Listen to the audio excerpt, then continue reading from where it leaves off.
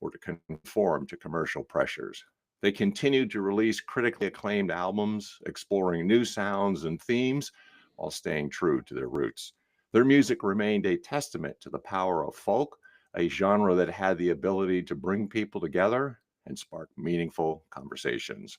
In conclusion, as the years went by, their legacy only grew, inspiring a new wave of musicians and cementing their place as one of the most influential and beloved folk groups of all time. Most influential. Mr. Peter, Mr. Paul, and Miss Mary, thank you so much for your contribution in the music industry. So, what are the origins of the trio, Mr. May? The formation of Peter, Paul, and Mary was a product of the vibrant folk music scene in Greenwich Village, New York. So, Peter Yarrow, Paul Stuckey, and Mary Travers each brought their unique talents and backgrounds to the group. Yarrow, a gifted songwriter, was known for his ability to craft poignant lyrics. Stuckey, with his rich baritone voice, added depth to their sound, while Travers, known for her powerful vocal delivery, provided a strong feminine presence. As they began to tour and perform, Peter, Paul, and Mary's music resonated with audiences across the country. Their harmonies, which blended Yarrow's soaring tenor, Stuckey's rich baritone, and Travers' powerful soprano, created a unique sound that was both timeless and timely. Their music spoke to the hopes and fears of a generation, and their message of peace, love, and social justice resonated deeply with the youth of the 1960s. As their popularity grew, they found themselves at the forefront of the folk music movement, sharing the stage with other legendary artists such as Bob Dylan, Joan Baez, and Joni Mitchell. The trio's first public performance came in 1961 at the Bitter End, a famous folk music club in New York City. Other important figures would emerge later from that same club. One individual who I've met and know quite a bit about, Chip Monk, the voice of Chip. Woodstock Oh, and yes. lighting director extraordinaire. He actually began his foray into the folk scene and involved him with Bob Dylan and Peter, Paul, and Mary shows. Sam Shepard, the actor, also was a busboy at the Village Gate nightclub. The chemistry of the singing trio was undeniable, and it wasn't long before they caught the attention of record producers. They signed with Warner Brothers Records and released their self-debuted title album later the same year. So that album, Peter, Paul, and Mary, was released in 1962 on Warner Brothers Records. The album was a collection of traditional folk songs, American standards, and original compositions by the trio. The album was a commercial success, reaching number 14 on the Billboard 200 chart. It also peaked at number 2 on the Billboard Folk Albums chart. The album featured a mix of traditional folk songs such as If I Had a Hammer and Where Have All the Flowers Gone, as well as Lay Down Doggies. The album also included a cover of the traditional song 500 Miles, which became one of the trio's signature songs. The album received positive reviews from critics, with many praising the trio's harmonies and the album's eclectic mix of traditional and original material. The album has since been certified gold by the RIAA and is considered a classic of the folk music genre. Some notable tracks from the album include If I Had a Hammer. That's a traditional folk song that became a hit single for the trio, and it's gained widespread popularity when Peter, Paul, and Mary recorded it for their album. The song, written by Pete Seeger in 1949, is a poignant and uplifting anthem that speaks to the power of music and community. The trio's rendition, which features Peter Yarrow's soaring vocals and Mary Travers' harmonies, became a hit single, reaching the top 10 on the Billboard Hot 100 chart. The song's message of unity and social justice resonated with the youth of the 1960s and has since become an iconic representation of the folk music movement.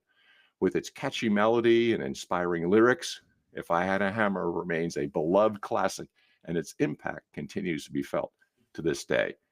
The song was first performed publicly by Pete Seeger and Lee Hayes on June 3rd, 1949, at the St. Nicholas Arena on West 66th Street in New York as a testimonial dinner for the leaders of the Communist Party of the United States, who were then on trial in federal court, charged with violating the Smith Act by advocating the overthrow of the U.S. government. It was not particularly successful when it was first released, likely due to the political climate of the time. But in the 1960s, things had changed, and they made it famous. Where Have All the Flowers Gone? A traditional folk song that became a classic of the genre. The tune is a traditional folk song that was popularized by Peter, Paul, and Mary in the 1960s. Written by music legend Pete Seeger, it's a lament about the passing of time and the loss of innocence. The song's lyrics, which ask the question, where have all the flowers gone? And answer with a series of rhetorical questions about the fate of the flowers, which is a powerful commentary on the fleeting nature of life and the cyclical nature of history. The lyrics are reminiscent of a biblical verse. The song's chorus, where have all the flowers gone, gone to lay the soldiers down, is similar to the biblical verse, quote, and the flowers appear on the earth, the time of the singing of birds is come, and the voice of the turtle is heard in our land, Song of Solomon 2:12.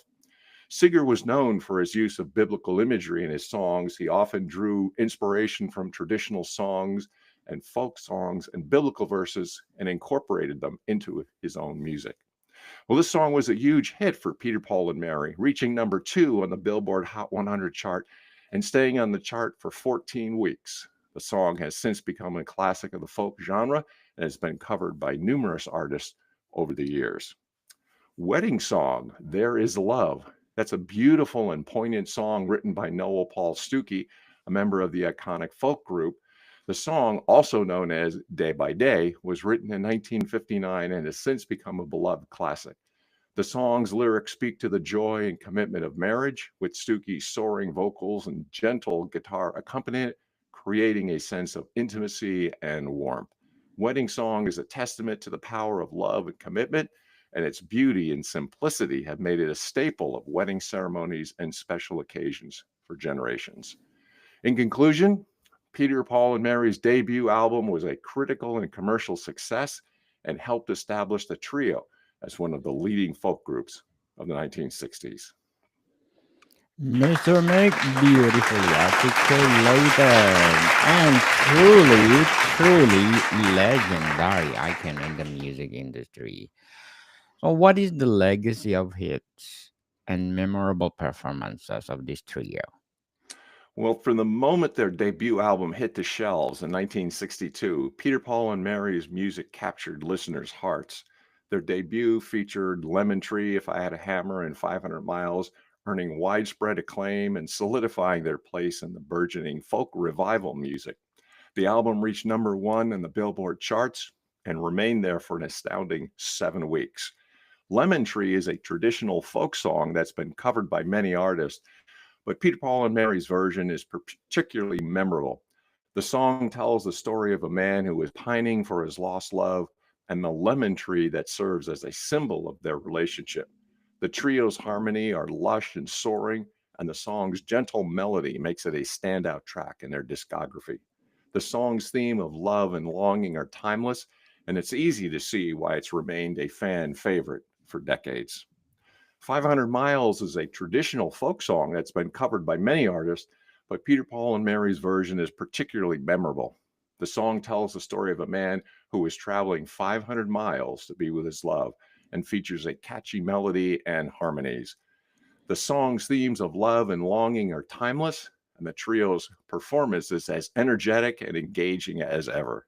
The song's chorus is particularly memorable, with the trio's harmony soaring on the iconic I Would Walk 500 Miles refrain. The song has become a fan favorite, and it's often included in the trio's live performances throughout their career. The song, originally written by Hetty West, was popularized by the talented folk trio and has become one of their signature songs.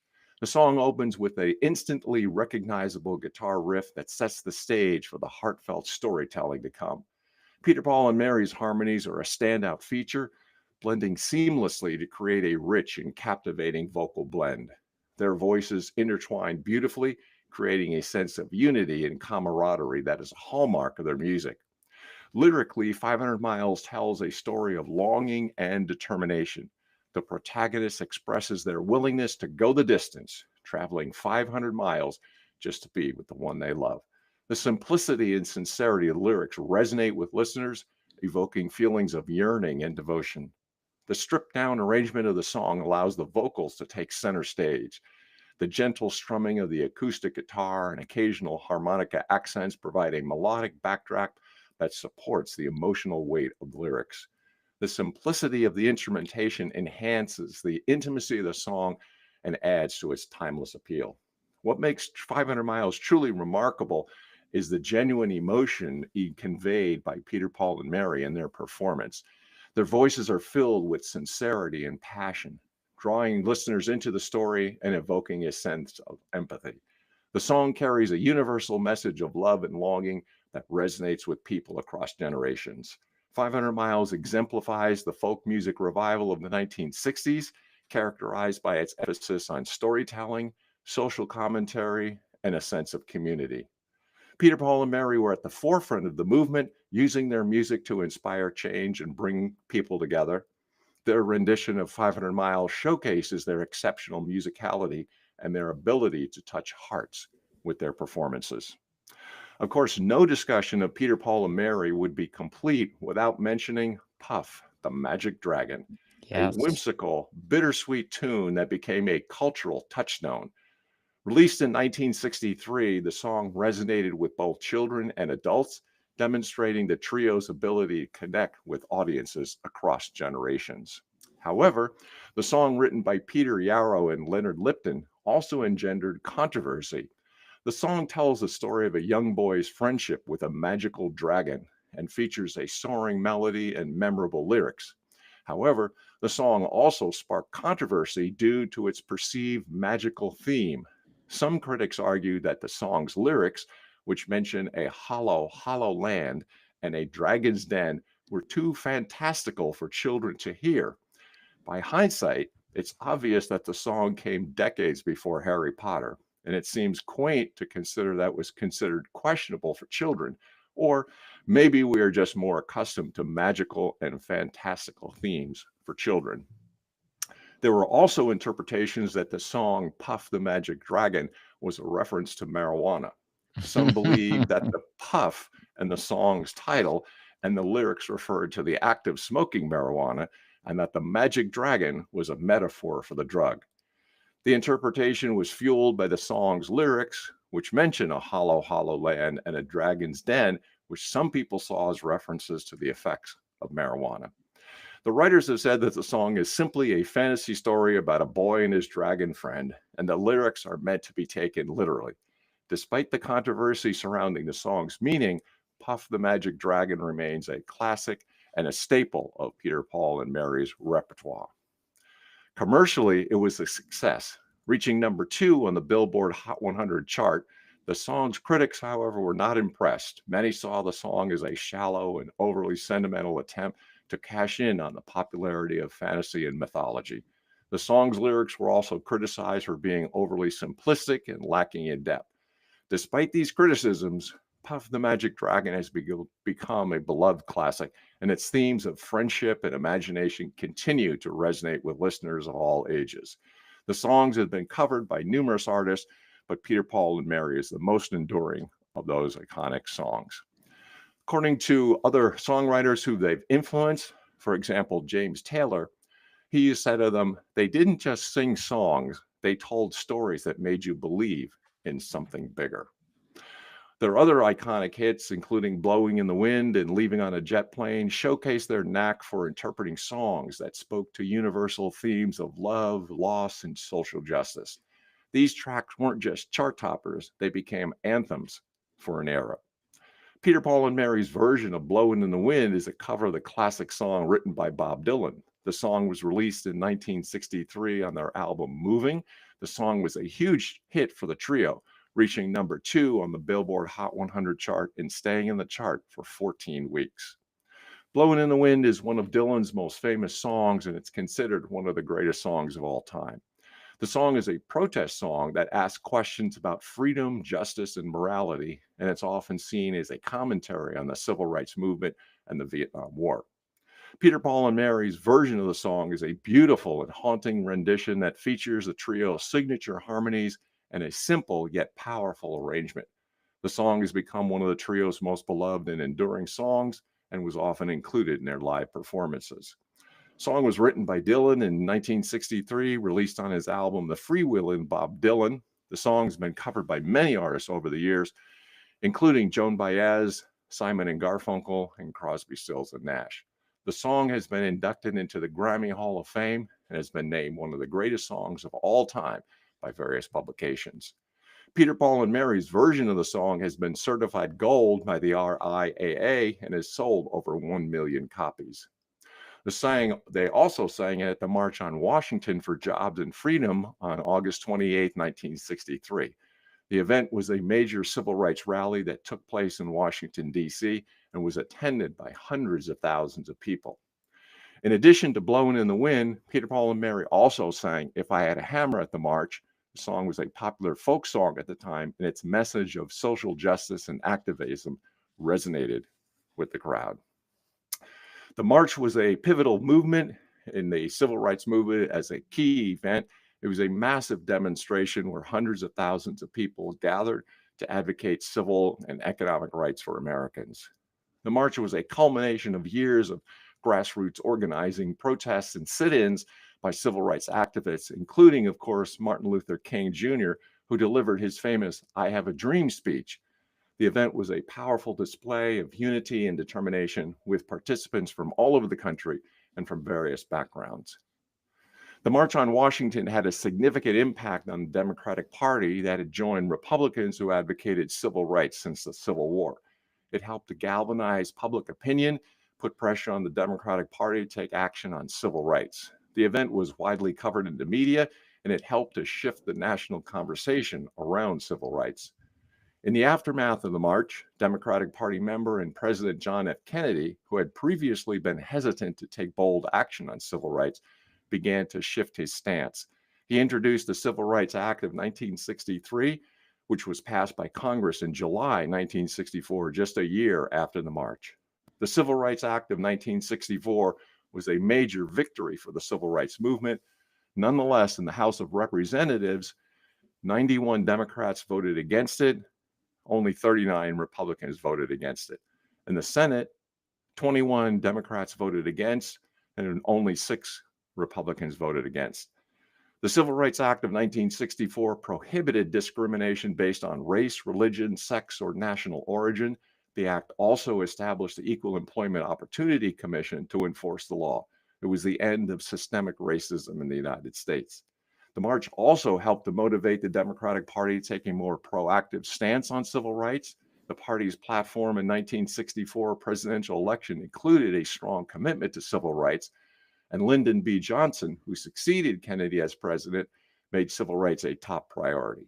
So it paved the way for crucial civil rights legislation in 64 and 65.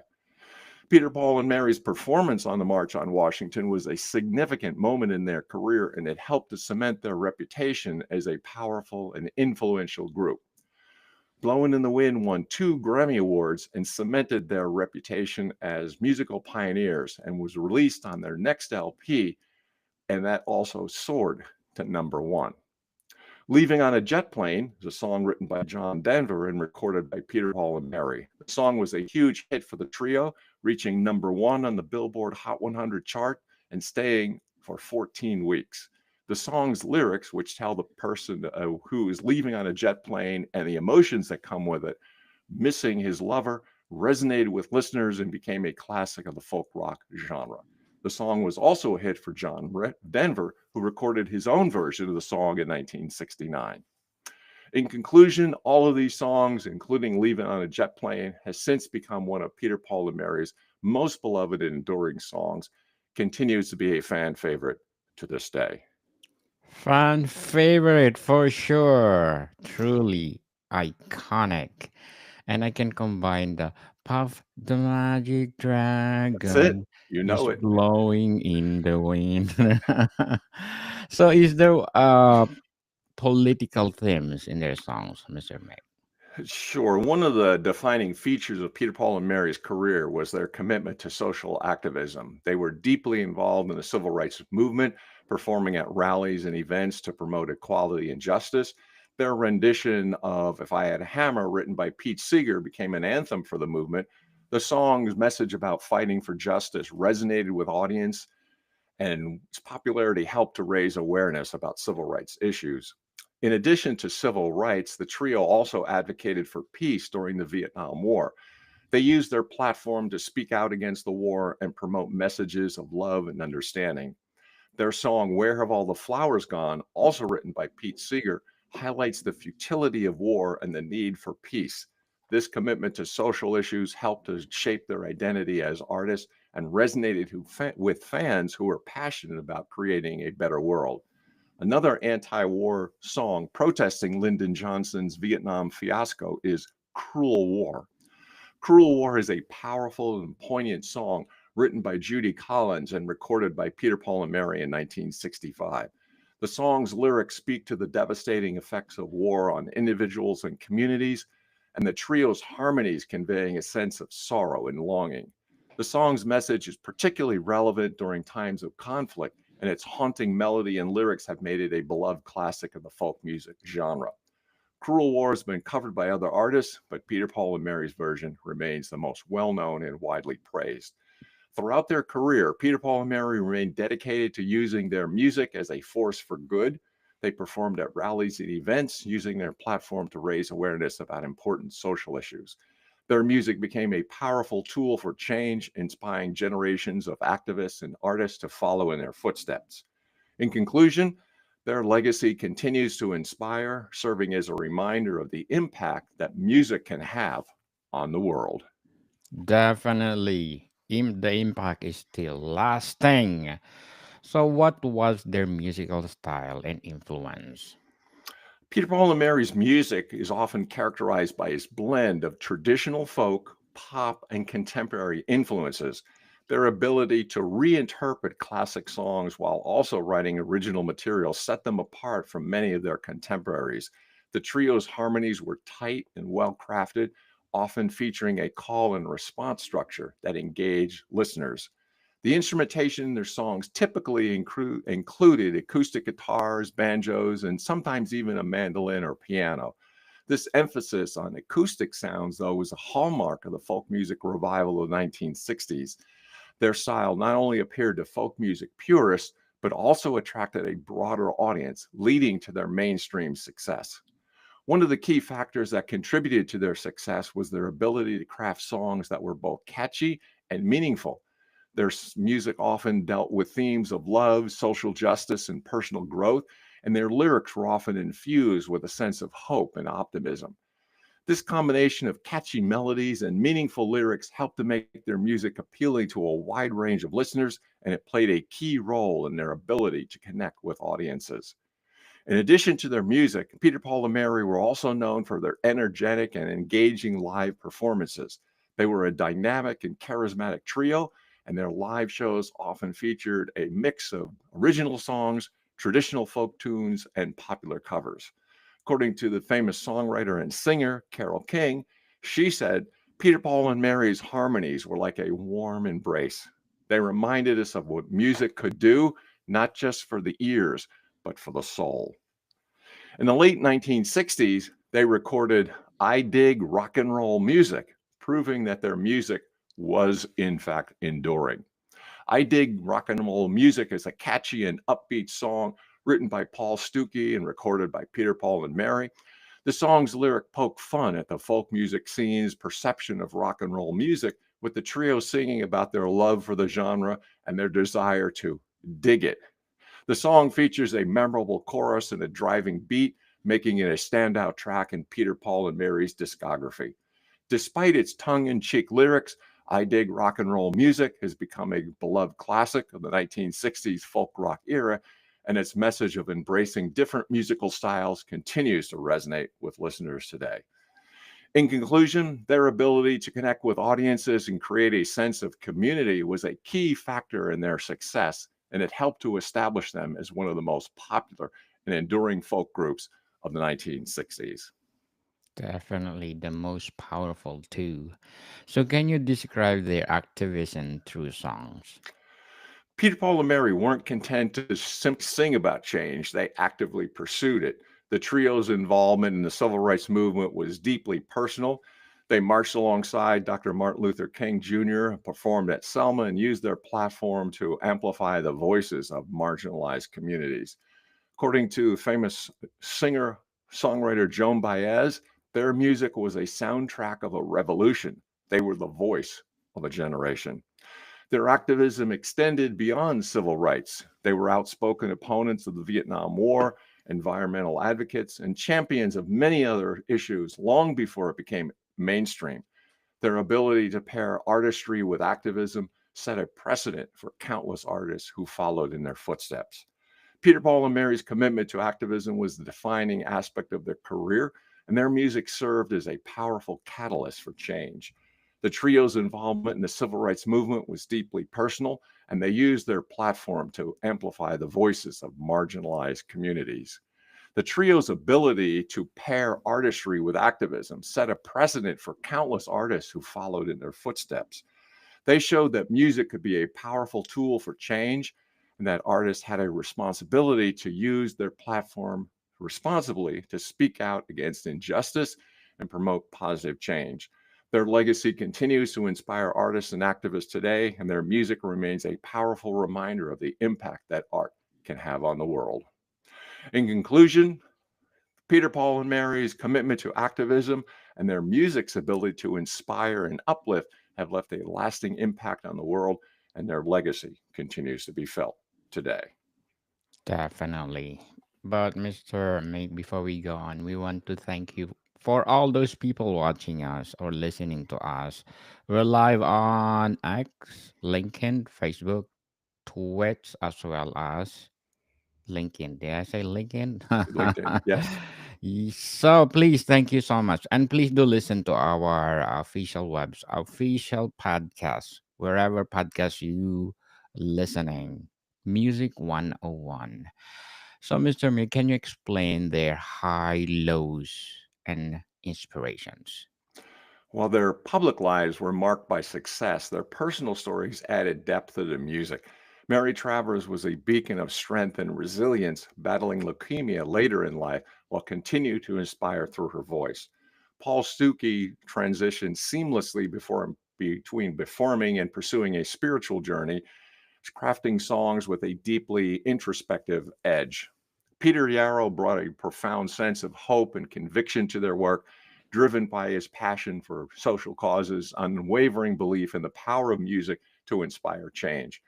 Peter Yarrow's passion for social causes and tireless advocacy for kindness and justice added a profound sense of purpose to his artistry, making him not just a musician, but a messenger of hope. Each member brought a unique perspective to the group. Their collective synergy, grounded in mutual respect and shared purpose, was a secret to their longevity. Paul Stuckey transitioned seamlessly between performing and pursuing a spiritual journey.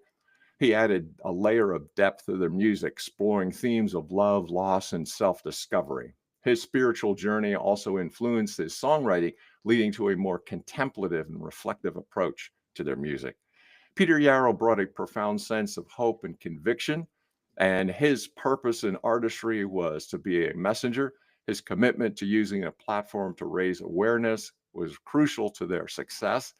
Each member brought a unique perspective to the group, and their collective synergy, grounded in that respect for each other and shared purpose, was that their ability to blend individual styles and strengths created a unique sound that is both timeless and timely. In conclusion, their music became a reflection of their personal experiences, struggles, and triumphs, making it a relatable and authentic to their audience.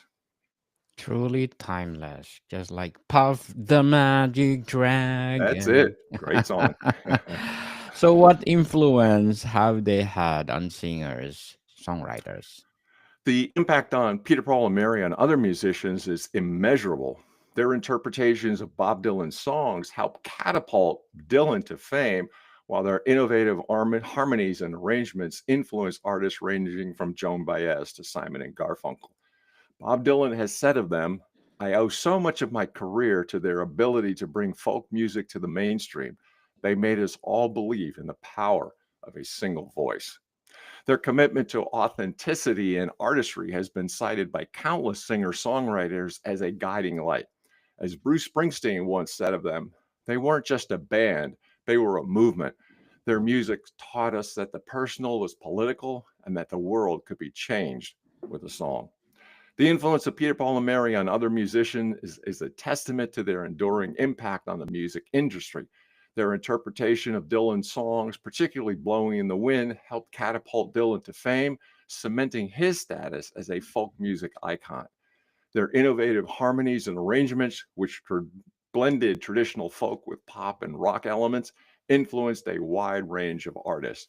And this influence can be seen in the work of artists such as James Taylor, Carole King, Crosby, Stills, and Nash, all who have cited Peter, Paul, and Mary as a major influence on their own music.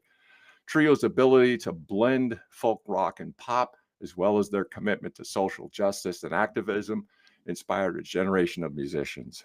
In addition to their musical influence, their legacy extends to a broader cultural landscape. Their music and message has inspired countless fans to become involved in social and political activism.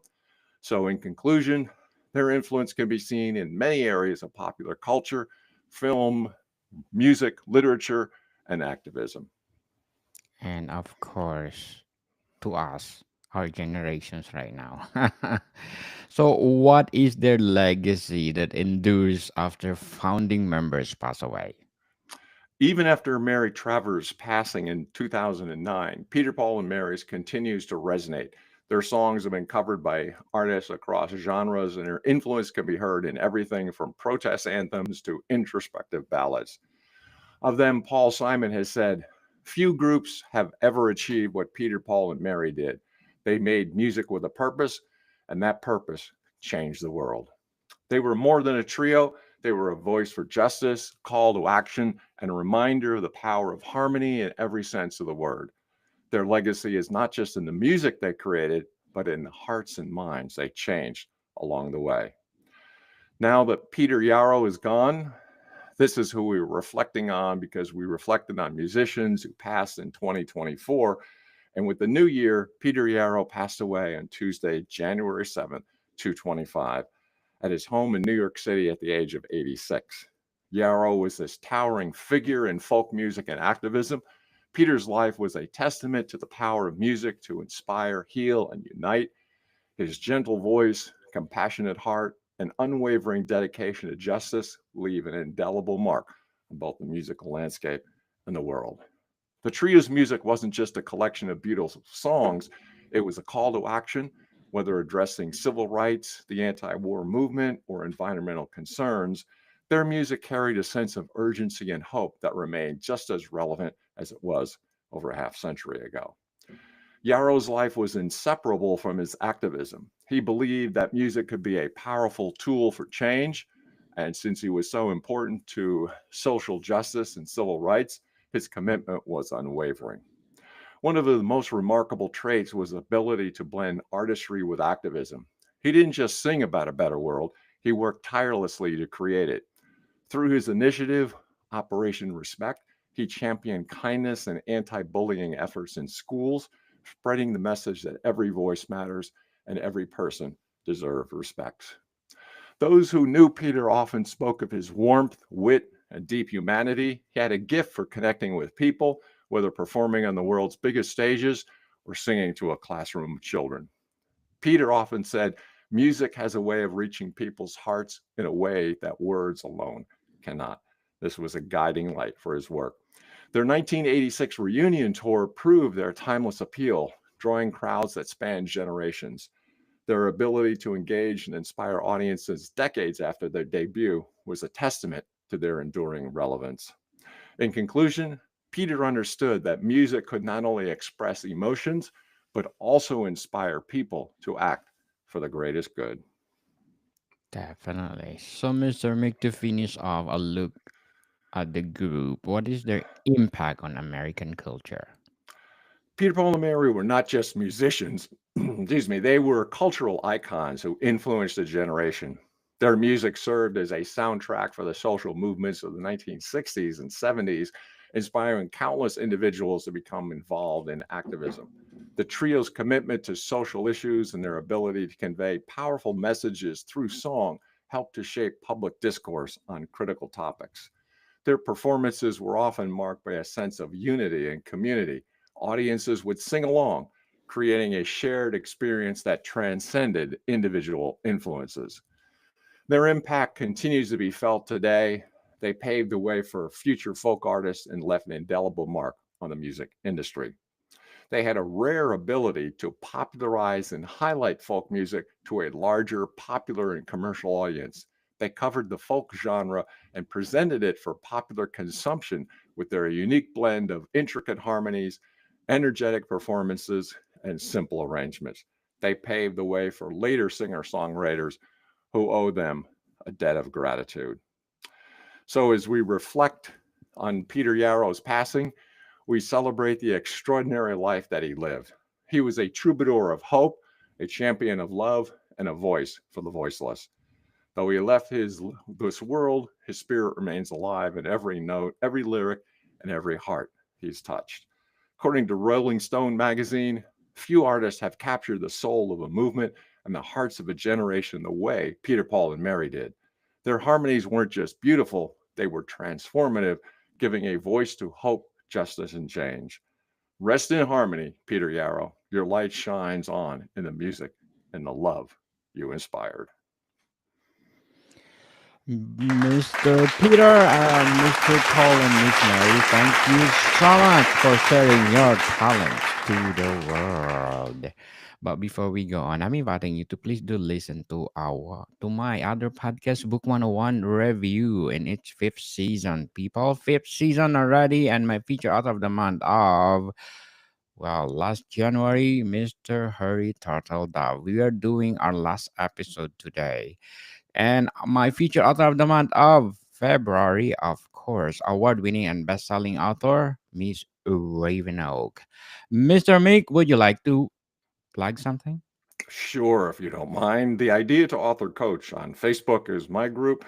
You can also listen to the Doctor of Digital podcast and also books that are out there so far. Burning America and both On Track, Ian Hunter, both available on Amazon. So we appreciate all the listeners and all the support for everything that they do. You have choices. We appreciate your coming my way and Mr. Daniel's way. Yes, let's support Mr. Mick because if you support him, more books to come. I'm looking forward for Miss Aretha Franklin. And of course, more coaching to come.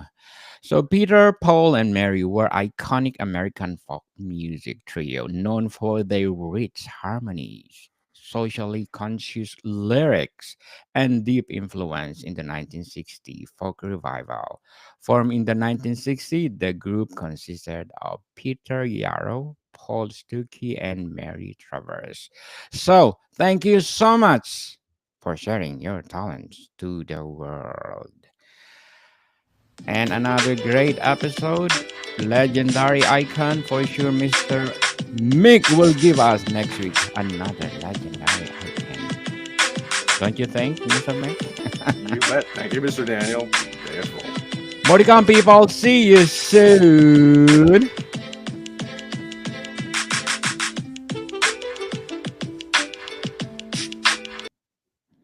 Nice.